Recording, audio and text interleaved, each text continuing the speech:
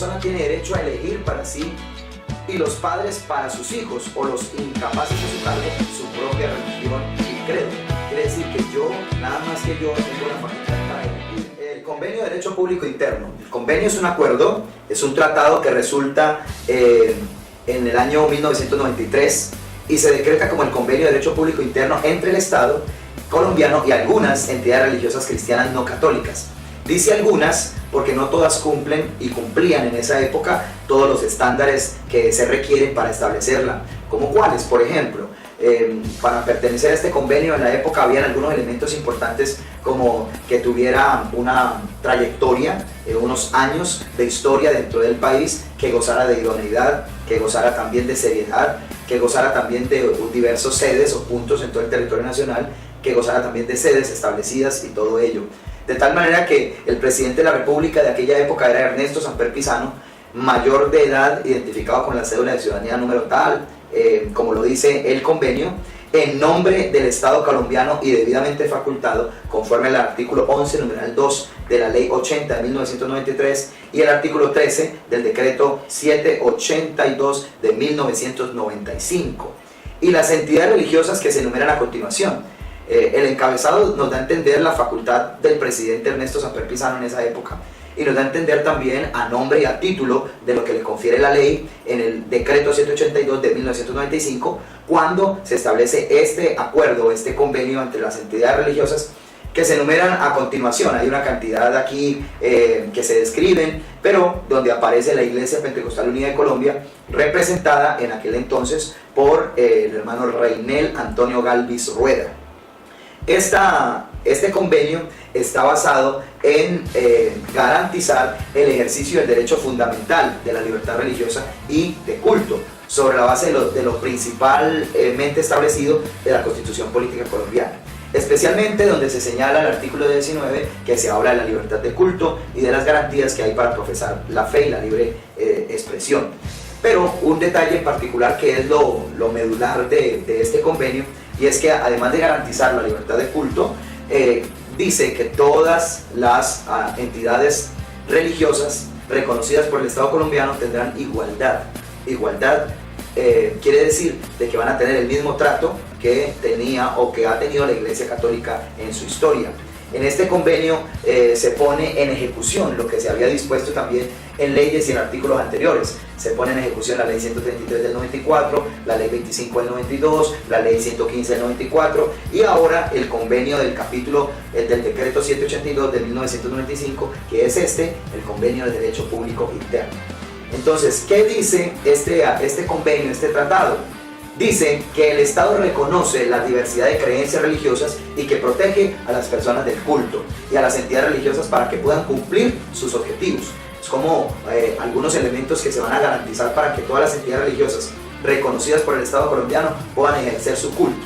¿Qué más dice el convenio? Que las entidades religiosas que están suscritas en el convenio y deben poseer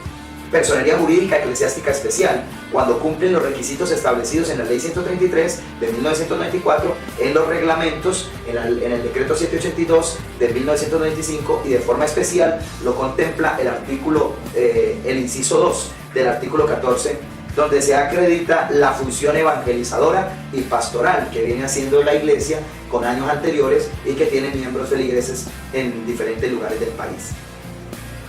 En este convenio también se muestra que tratándose del matrimonio como un vínculo jurídico por medio del cual se constituye la familia, núcleo fundamental de la sociedad, el Estado garantiza a esos contrayentes el derecho de conformidad a su credo, a su fe. Quiere decir que esas personas van a tomar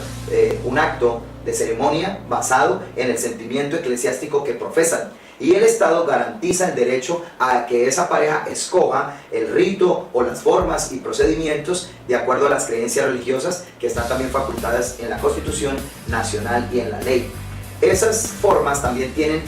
unos plenos efectos civiles, además de los vínculos espirituales que se gozan en un acto como es el matrimonio. De esta manera también se respeta plenamente el fuero que caracteriza a las entidades religiosas, porque tienen también una manera de salvaguardarse internamente de acuerdo a su creencia, a su fe y a su posición que tienen en cuanto a su forma de creer. Que toda persona tiene derecho a elegir para sí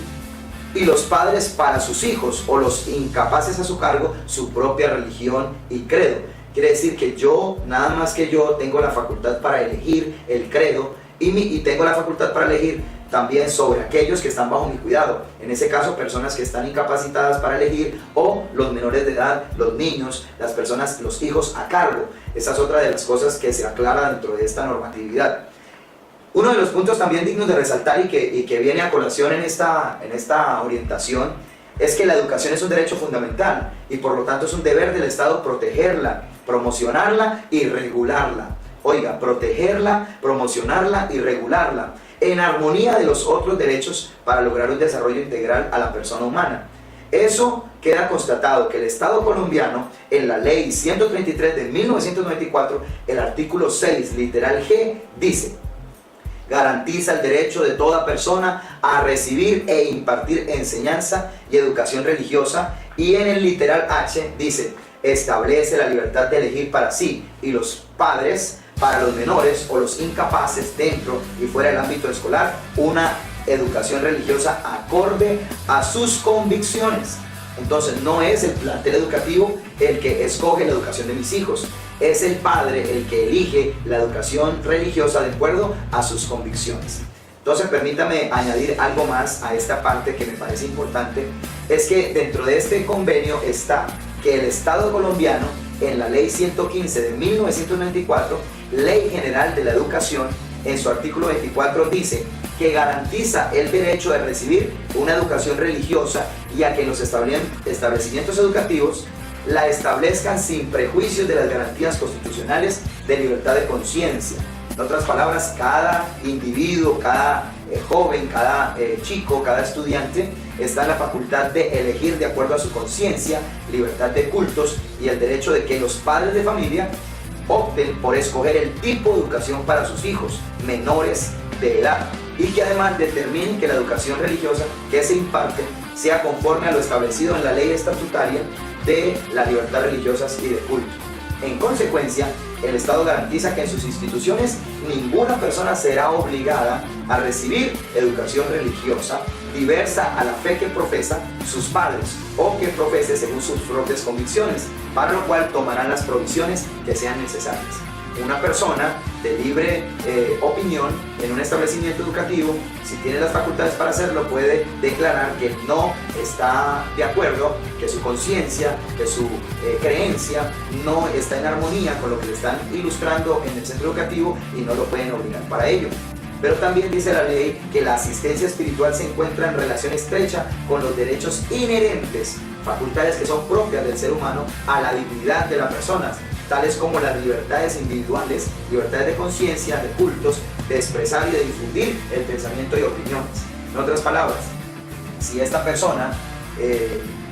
manifiesta el no aceptar la orientación que le están dando en la escuela, en el colegio, por ir en contravía con su credo, con su fe, entonces se puede abstener de él y por ende puede solicitar que alguien de su credo le atienda. En este caso, alguien de la iglesia puede atender a esa persona, mientras que los otros están siendo atendidos por diferentes credos reconocidos por el Estado colombiano. Como existe la libertad de conciencia y la libertad en la educación y en la enseñanza en este aspecto, entonces debe haber asistencia espiritual. Esa asistencia espiritual que se debe expresar, que el Estado debe garantizar la creación de un vínculo institucional mediante la cual las entidades religiosas que cumplan con los requisitos de ley, cuenten con un buen número de fieles en gran parte del país y tengan varios años de haber sido establecidos en él, puedan ejercer la instrucción, la guía, el apoyo espiritual a quien lo solicite en establecimientos docentes, militares, hospitalarios, asistenciales, penitenciarios y otros bajo la dependencia del Estado. Asistencia que podría llevarse a cabo por medio de capellanías o visitas por parte de una autoridad pastoral autorizada para ello, conforme al establecido en el artículo 8 de la Ley 133 de 1994. Entonces, como vemos hasta el momento, todo este tema de las normas y de las leyes se puede ser un tanto desconocida para algunos, pero si contamos con la buena ilustración para ello, vamos a tener mayor posicionamiento, mayor orientación a los nuestros y mayor tranquilidad para que los nuestros reciban una orientación acorde